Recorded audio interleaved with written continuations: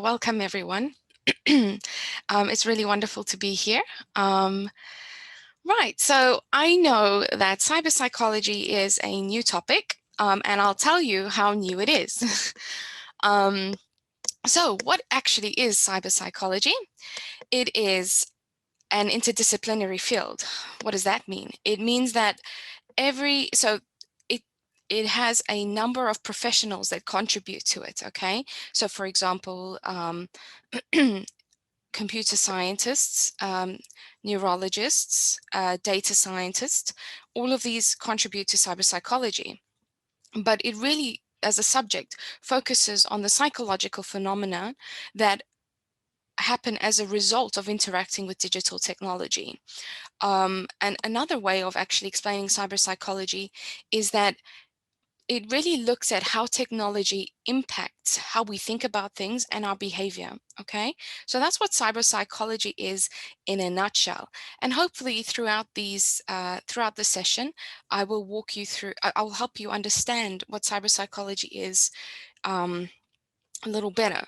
But I should say that cyber psychology got its backbone from the rise of internet use by laypersons or in commercial use in the 1990s, which means that research actually in cyber psychology started in the early 2000s, okay? So that's how new it is, and that's probably why some of you have not heard of it, but that's cyber psychology.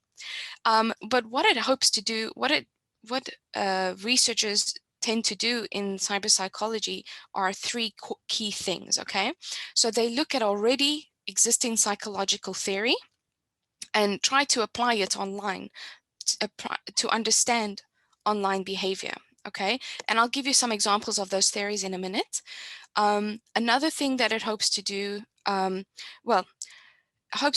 is explore, and what it does is it explores how we can use technology to enhance human performance, and that enhancing human performance, what that really means, old with the new, is that it uses a lot of well, the military tend to use this type of concept in the early 70s of enhancing human performance, but slowly integrating technology into this idea that, technology can improve humans' cognition, the way they think, their physical nature, okay? And another thing, this is some design, so design in terms of designing websites, okay, and applications and software. But a nice little area that's tucked in under the branch of cyber psychology is something called either human factors. So it looks into human factors or UX design or usability. There's so many, or usability engineering. There's so many ways of describing this area, but ultimately it applies cognitive psychology theory from 80s, 70s, 80s, and even 90s to improve the usability of these websites and applications.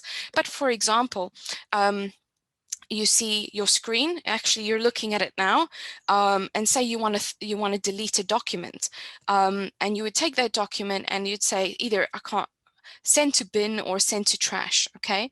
And then if you go to your trash can or recycling bin on your desktop, you will see that it looks like a trash can that you have in your office. So that was the idea, is that it wanted to replicate and create icons that are very usable for you as a user. So that's what that area looks at. But hopefully you understand what that means, because like I say, it's a nice little area embedded through. But I'll walk you through some examples in a minute. So first, okay, so like I said, there's many different parts to cyber psychology. The first one that I'm going to walk you through is really psychology based, okay? As in primarily using social psychology and the understanding of who you are, okay? So the title of this is The Self in Cyberspace. So what that means is how you identify with yourself and how you portray yourself online, okay? So how if you portray yourself online, in a way that's really close to who you are, then there tends to be you tend to be a happy person, and you tend to be quite, so this is what the theory says, right? You tend to be a happy person, happy with who you are. But if there's a big discrepancy between how you portray yourself online and who you actually are, there tends to be, in the literature at least, of course, you know, we can't generalize it to everyone, and I'll explain that in a minute. But if you portray yourself online that's very far from who you actually are, there tends to be a lot of you know, self-esteem issues and, you know, things like that. We hear about it all the time of people who are Instagram and they portray a different person to who they are. And this is really, you know, looking at social media and chat rooms and things like that. And the reason why I say you can't generalize it to everyone is because some people, for example, like to play games, not play games with others online, but as in gaming, okay? And they tend to create characters of who they want to be, okay, so that they can kind of feed into a fantasy that they have. And this is not to say that there's self-esteem issues, but it's just feeding into a fantasy. I mean, for example, you can't be oh my gosh, you can't be a unicorn in the real world, but you can be a unicorn while you're gaming, right? You can select that as a character and you can live and breathe it, right? So when I talk about yourself online, I'm talking about a persona. How do you portray yourself online? So moving forward, if I talk about personas, that's what I mean. Now, two main theories. I mean, like it's a very new topic, right? So there's going to be much more theories coming in and attempting to apply it online. But there's two theories that really that really have made its way into cyberspace, or looking at how we conduct ourselves online. The first one is equalization hypothesis, and this hypothesizes that when you remove social cues online, but through anonymity, right? Because you go online, people are not looking at you as you would with face-to-face. And because there's that removal of social cues, there's also the reduction of associated stereotypes. So, for example, you're not a woman online. You are not black. You're not pink. You're not gray. You're not brown. You're not those colors. There's no race online. Okay. There's no race online, so you can kind of be more, not powerful, but you can be more confident online. But on the flip side, this is the problem, right? So on the flip side, when you do go online and there's just some indication of, you know, I'm a woman, or I'm black, or I'm, you know, whatever, if there is just some indication, that tends to be magnified, and the kind of stigma associated with it, if there is any, tends to be highlighted by fellow users. So that's where it can cause harm, but mostly it's good because the social cues are removed. And with research, we tend to look at both sides, right? So you can't just kind of look down one avenue, you have to look at both. And what they did find was that there is kind of that component, and that if, you know, if you say girl underscore 365, then they're gonna be like, oh, she's a girl, she can't play a game, she can't play games, what is she doing here? You know, that kind of mentality. And I give you that as an example because that is actually found in the literature. Now, I personally love that this topic has come up in online cyberspace, because this is, I say it's infamous. It is infamous. It's an infamous study that was conducted in 1973 that proposed an idea of de-individuation. The idea, it's a theory, but it's an idea that when a person is given a persona, or given something to a role play, they will really take on that role. And so the study, what the study was aimed to do was to look at it's a social experiment in 1973 at Stanford University, and researcher Philip Zimbardo, he wanted to create a prison simulation where he recruited participants, and participants were randomly assigned to either a prisoner or a guard. And the experiment was supposed, just really quickly, right? The experiment was supposed to last a really long time, but it only lasted 2 weeks because the guards had adopted the persona or the identification as a guard, a prison guard, and became very brutal towards prisoners. And the same on the other hand, on the other side, is that prisoners really adopted that personality of a prisoner. So they went on hunger strikes, they misbehaved, and they truly believed they couldn't get out of the prison. So of course that had to stop for ethical reasons. But this theory can really apply to online, in that, you know, if you identify with a group, so for example, let's say _365, let's say, for, I don't know why that's numbers come to me, but it's an example. _365 joins a male, joins a female group, like chat room, and it is now their group, and they meet every week or whatever the case may be. And sometimes they talk about woman, so woman empowerment and things like that, feminism, okay, let's say, and then they're not exclusively feminism group, but they're just in a group together, and sometimes they talk about men, or, you know, the empowerment of women. But then mistakenly, because it is an open group, this is an example, right? A male, an indicated male comes in, the woman in that group will really adopt who they are and really attack that male, okay? So that's the idea of the individuation online, is that whichever group they're in, people really identify with that name of that group. This is why labeling of chat rooms or whatever the case may be, or even names groups on Facebook, you know, you get those pages, that's really important, because it will really define how people behave within that group or that page or whatever you call it, right? And I've put this lovely little picture here so that you can see so Philip 𝗟𝗶𝗸𝗲, if you want to read it. I know this is social psychology, but you know, there's a book that he wrote, is The Lucifer Effect, and every kind of idea that came out of his study. I have the book, and I think you should read it. Yeah, so that is the self in cyberspace. Now, another part of cyber psychology, I mean, it's endless, right?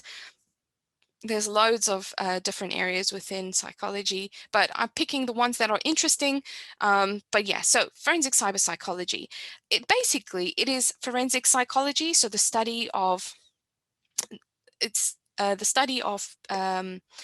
crime, right? And the psychology of crime. It's the study of the psychology of crime committers or victims, okay?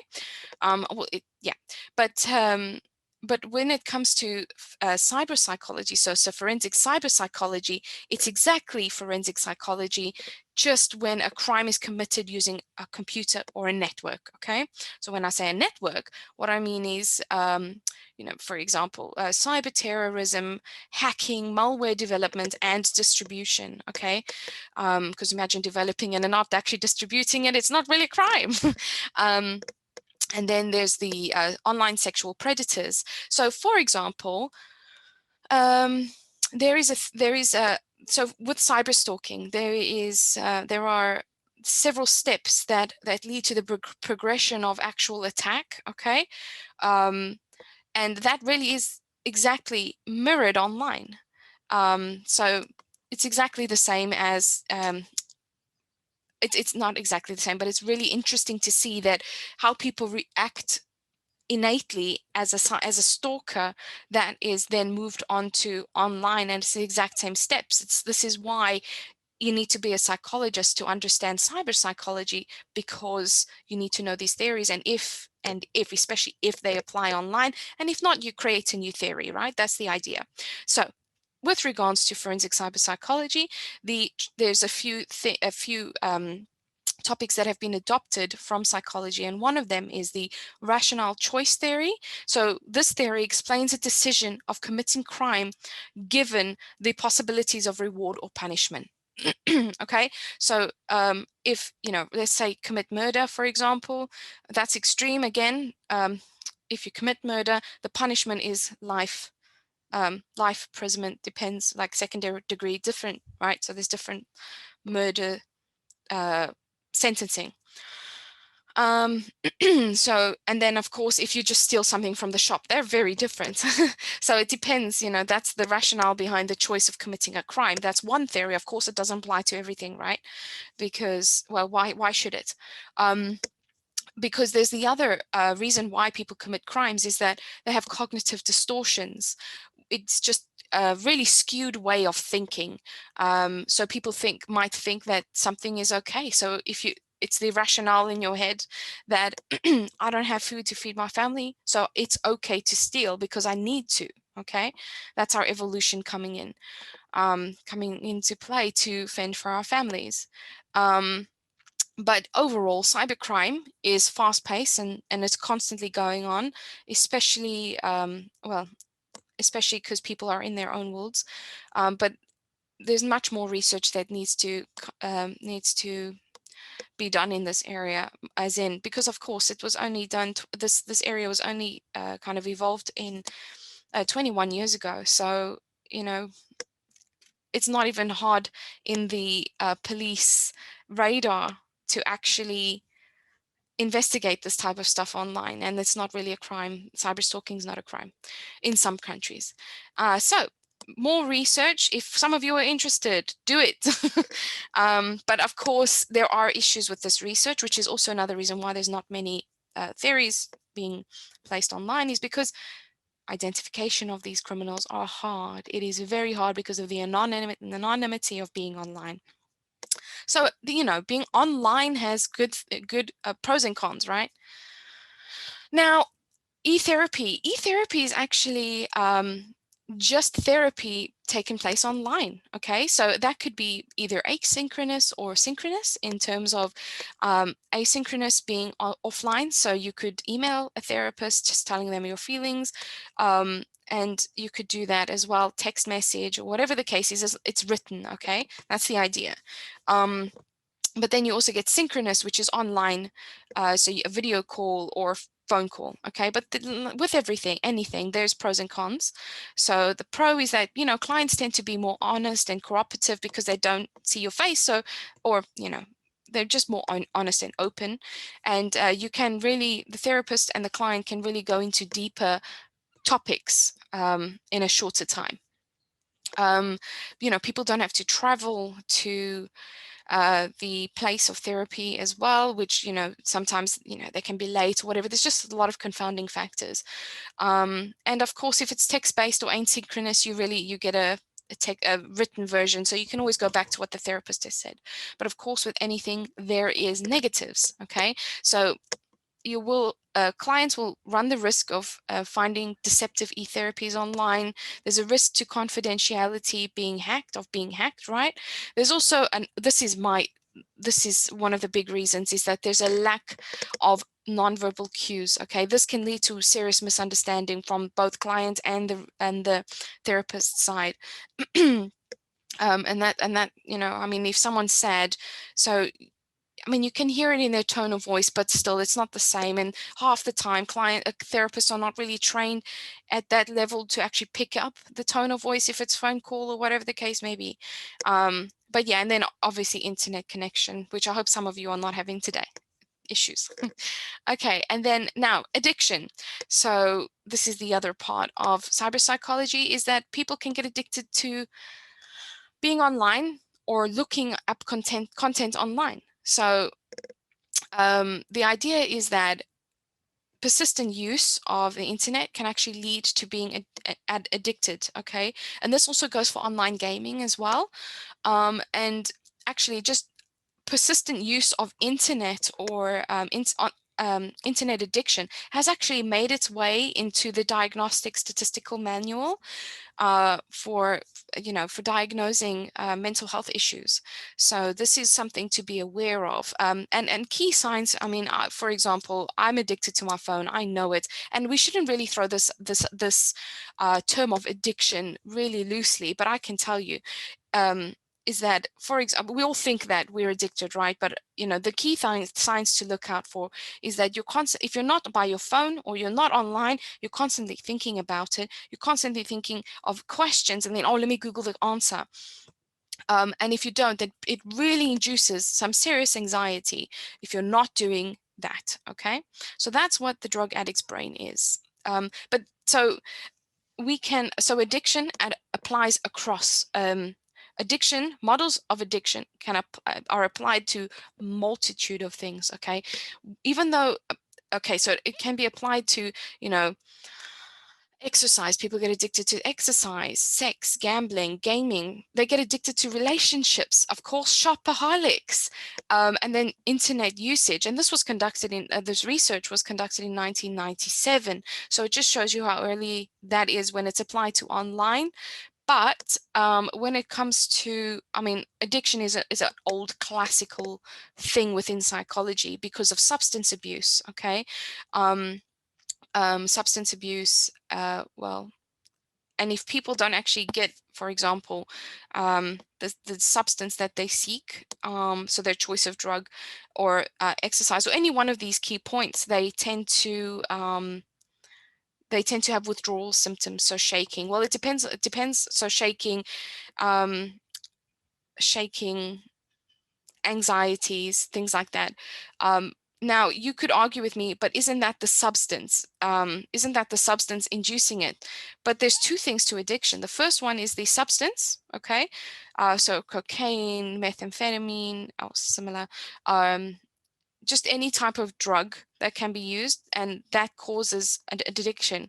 But then if you look at exercise, sex, gambling, those don't have a kind of drug component to them. They are behaviors, right? But these really develop as a result of reward, okay? So exercise, endorphins are released. When you're done exercising, endorphins are released, so you feel really happy. I'm not going to go into sex, gambling, same, is that, if you win, you get endorphins released and you get really happy. Gaming, you're winning, it's great, and then when you don't win, it's very frustrating. So it's got to do with this reward system, right? And that's the classical model of addiction.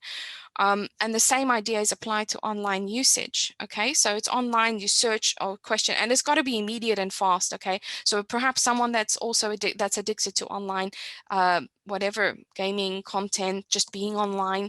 If they're not online, just look at their behavior when they have no internet access, or there's a slow internet connection. It really, you see the behaviors. I'm sure you've seen some of those videos out there where a kid is really angry at their mom for taking away a PS3 or a PS4 now, but PS3 because they're old videos. But yeah, so that's the classical models of addiction. So I've just talked a little bit about gaming addiction, online gaming addiction, or actually they're the same for internet addiction as well. So in 2006, researchers conducted research with 10 Taiwanese teenage gamers that were considered to be addicted to gaming or just being online. And they found ultimately that there's 4 main reasons why people get addicted to playing games or being online. Is that they use, of course, entertainment and leisure, of course, but they use it as a coping mechanism, emotional coping mechanism, because the world out there is just too hard for them, or there's something going on in their life, is what I mean, that they are not able to kind of connect. They just want to escape, okay, just an escape. And then it's excitement and challenge seeking. So that's what really, as we spoke about last slide, is that's the reward and the reward side, that excitement. So that's what gets really addictive. And then, like I say, escaping from reality. Okay. Okay, so now we're moving to technology, psychology, and technology. So this was that little component that I mentioned about human performance, increasing human performance, and using technology to help with thought processes and things like that. Yeah, okay. So, right, so first part of the psychology and technology is human-computer interaction. Now, this is probably something some of you have actually heard of. It is a computer science, it's tucked within computer science. But for example, it's tucked within computer science, but it has a psychological component. So, for example, HCI researchers will often collaborate with psychologists in research because they're closely related, but they don't but of course, the psychologists know more of psychology, and the HCI know more of the online environment, or not online, sorry, the technological environment.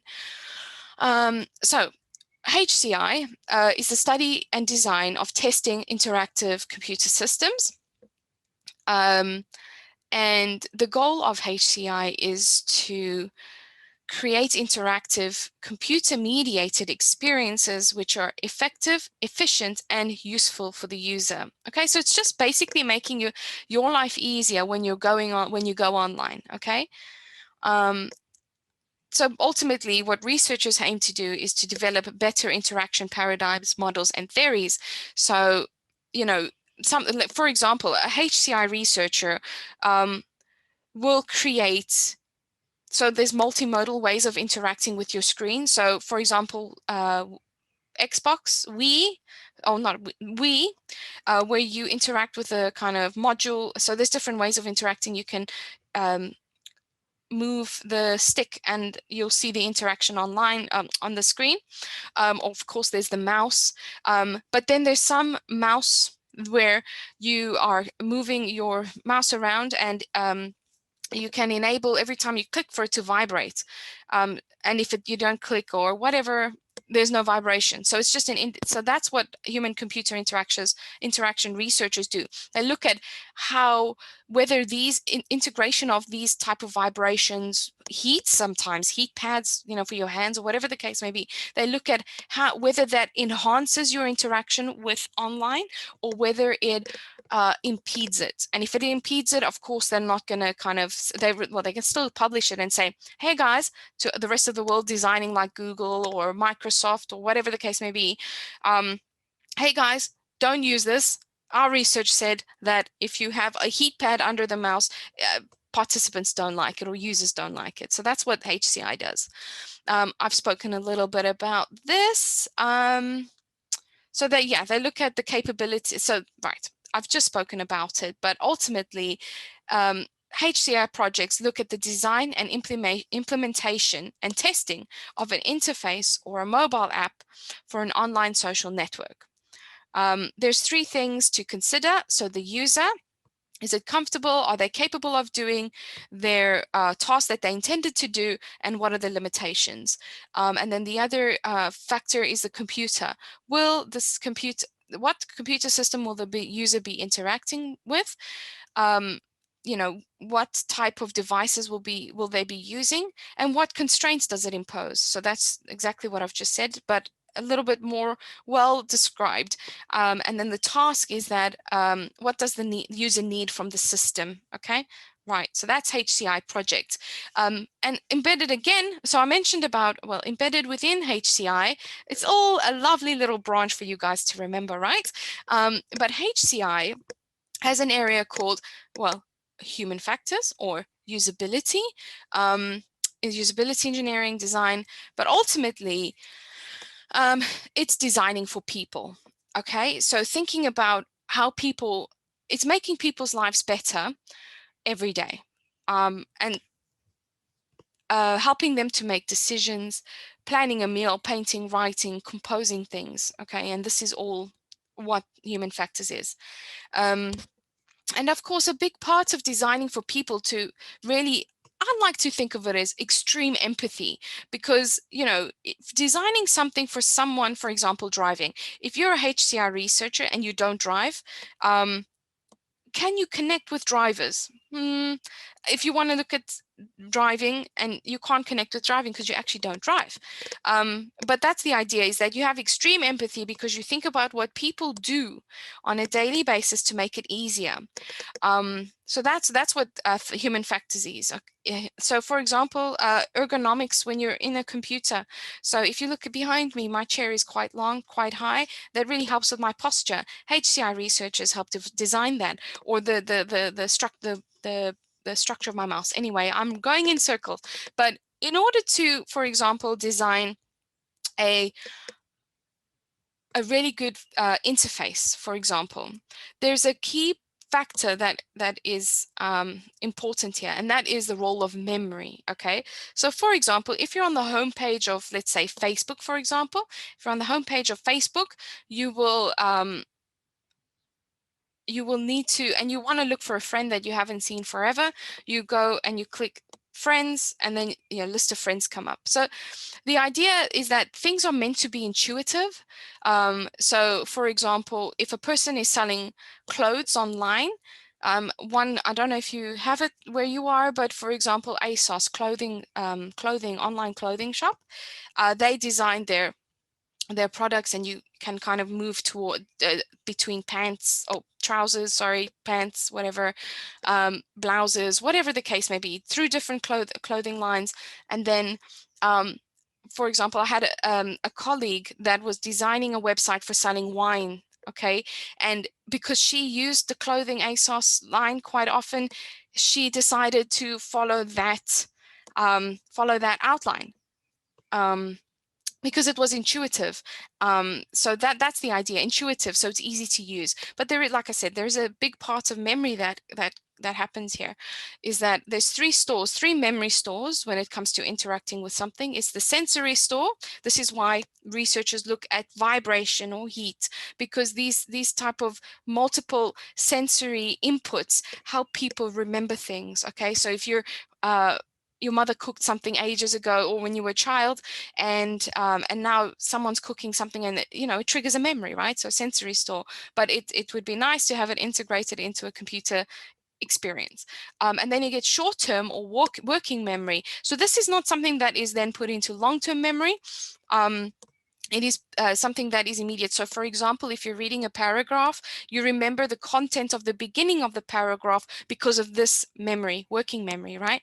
And then you get long-term memory. So both short-term memory, sensory memory, so vibrations on the keyboard or the mouse, for example, helps you pay attention, and then you're interacting with the system, and then that your working memory comes into effect. And through sensory memory, as well as short-term and working memory, constant interaction, there's the rehearsal component. So it's there's the constant haptic feedback, constant reading, constantly moving from one page to another, and understanding the website, that then gets stored in your long-term memory. Okay, so that's my walkthrough of memory use for users when interacting with a website. I hope that was clear. It's really hard if I don't have a website open for you, for examples. But okay, so I mean, if you have any questions, just make sure that you ask me at the end, okay? So now, another part of computing is affective computing, but affective means emotion. So if emotional computing, and what affective computing aims to do, well, it is the study of how all different devices, systems, so devices as in robots, systems, so avatars, can recognize, process, interpret, and simulate human emotions. Okay, so the interaction between a human and a robot, that designing the robot to enable an effective interaction with a human. So that's what affective computing is. Okay, it is immediately related to emotion. Okay, emotion theory, and it's multidisciplinary. As with all of this it's multidisciplinary. So it includes computer scientists, psychologists, and cognitive science. So that's what affective computing is.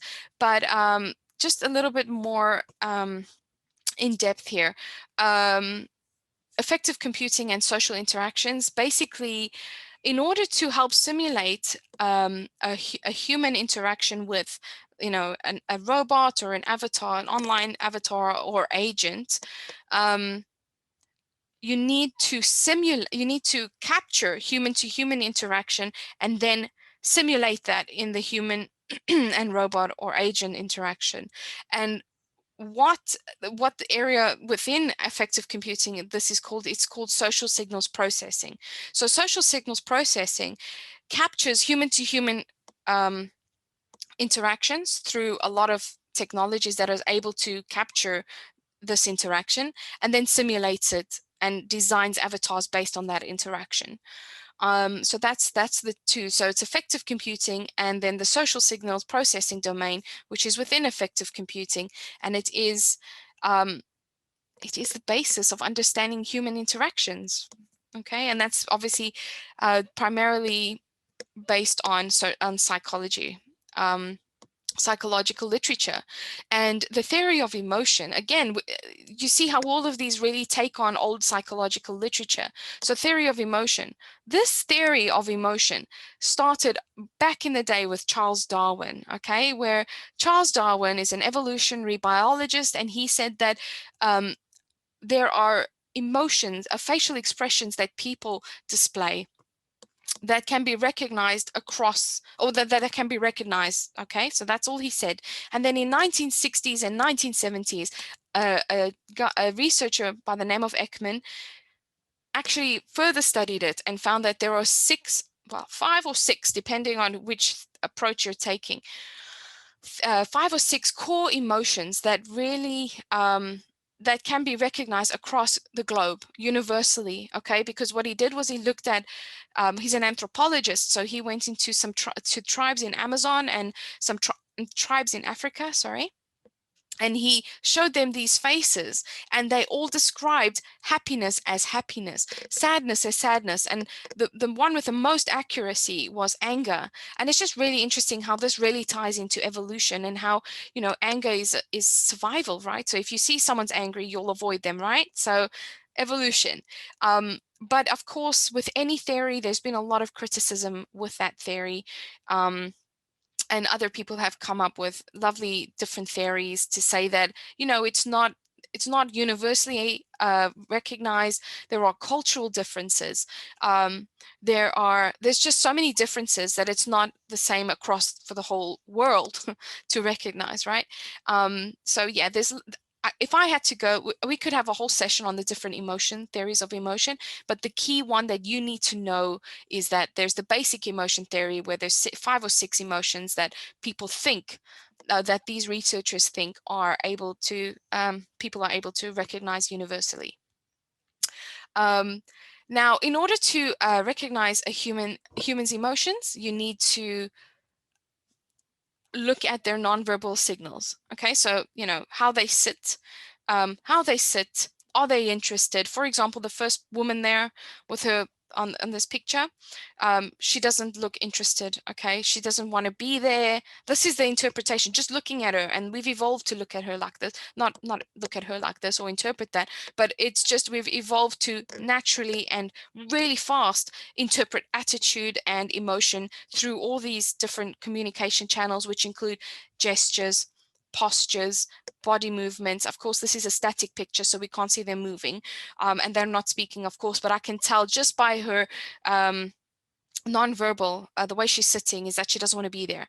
And the second woman, I think she's quite sad, or she's there for a reason. Oh, this could be projection, but she's happy to be there.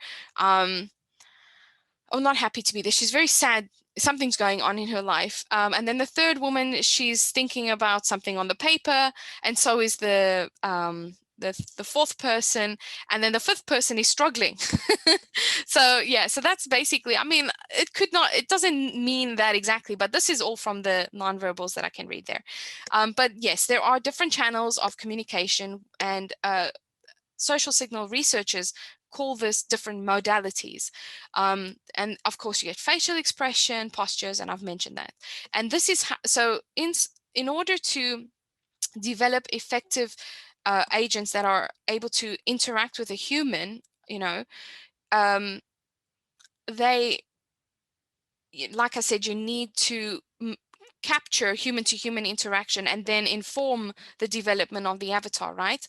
So in order to do that, you need, these researchers have technology that's able to capture facial expression. I'm sure you've heard, it's all over the news everywhere, actually. So you capture facial expression, you can actually capture gestures, postures, body movements, and this is what is being captured in this human-to-human interaction, which is lovely.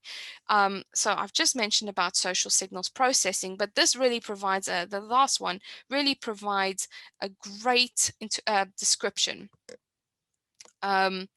modelings of social interaction can potentially be used to train an unsocial machine to interact with humans using appropriate nonverbal cues to ensure the interaction is more natural and, as a result, trusted by users, which means that they'll come back and use the agent again. Of course, if you're trying to sell something, then that's great because people are going to buy your product. Okay. Now, I just want to give you a little view on a technology that's able to capture emotion in the voice. So let me just give you some background. This software is called 𝗟𝗂𝗃𝗲, and it is it claims to detect emotion from the voice, and that's one channel of communication, right? So if you can see here, this is the technology here, and it's presented in a diamond shape. So here you can't really see it now until the video is played, but it's confident, emotional, there's energetic, there's passionate. So these really are the emotions that are captured when a person's speaking. So for example, if I was talking to you now and I had the technology on, it would, I don't know what it would read, probably energetic or confident or happy to be here, basically. That's what the technology, but I wanted to show you specifically in two people, Winston Churchill, because Winston Churchill is a very confident speaker. He really knows what he's talking about, and he adopted the love of a whole nation because of the way in which he communicated and did his speeches. Okay, they really charmed the world. Okay, so the nation of the UK. So I'm going to press play. So hopefully you can the idea, right? So the idea was that he was confident. So let's have a little play here. Let us therefore brace ourselves to our duty. So bear ourselves that if the British Empire and its Commonwealth last for 1,000 years, men will still say, this was their finest hour. So as you can see, there's so this is a little summary. So mostly he was excited. Mostly he was, let's just close that. So confident and excited and energetic. So this is the absolute summary of how Winston Churchill portrayed himself, emotion. And the thing is, these emotions are unconscious, okay? And this is what the technology supposedly picks up. And now another key speaker in history, or not key speaker, but key speaker for the reason I'm about to tell you. So he was King George was I can't remember the number that he was, they'll crucify me for that, but King George was a really nervous speaker, and he had a stammer or a stutter. And whenever he was due to give a speech, he had a script, and he read it many times before he actually got to give a speech. Give the speech or press on the radio live. You're now live. So he was very nervous. Let's have a look at the outcomes, the emotional outcomes detected by this technology. In this grave hour, perhaps the most faithful in our history, I send to every household of my people, both at home and overseas, this message. So you can see there's some confidence, there's a lot of mental effort, and he was quite stressed. So that just shows you the capabilities of some softwares out there that are able to detect emotion in the voice. Now, this also, I mean, we're almost finished, but this really, so that technology then helps to develop intelligent tutors, okay? So, for example, in therapy session or a support session, so one technology that's been developed is, or agent that's been developed, is called Multisense, or it's a project, and it's designed to help interpret nonverbal behaviors to infer psychological stress. And so this, now we've passed the social signals processing domain, which I've just shown you some technologies that's able to do that. Now, once that's captured, defined, and then developed, this is what it looks like right here. So this is the applied version of what we've just been talking about. So just briefly, oh, this is going to be really loud.